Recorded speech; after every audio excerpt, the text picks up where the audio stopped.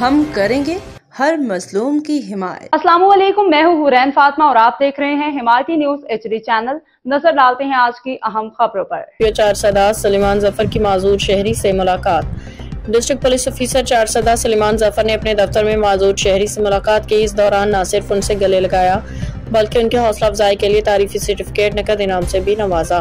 معذور شہری نے اس خلوص اور عزت افزائی پہ DPO چارسدہ کا شکریہ ادا کرتے ہوئے پولیس کے ساتھ اپنی محبت و اعتماد کا بھرپور اظہار کیا۔ DPO چارسدہ سلیمان ظفر نے اس موقع پر کہا کہ معاشرے میں باہمی احترام، ایک دوسرے کا خیال رکھنے اور بھائی چارے کی فضا کو فروغ دے کے ہی ہم ایک پرامن و خوشحال معاشرہ تشکیل دے سکتے ہیں۔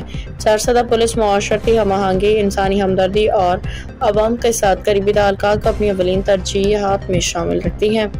DPO چارسدہ سلیمان ظفر کی اس ملاقات نے نہ صرف معذور شہری کو خوشی بخشی بلکہ معاشرے کے ہر فرد کو باہمی محبت اور وفاداری، ایک دوسرے کے ساتھ احساس کے جذبے کی اہمیت کا پیغام بھی دیا۔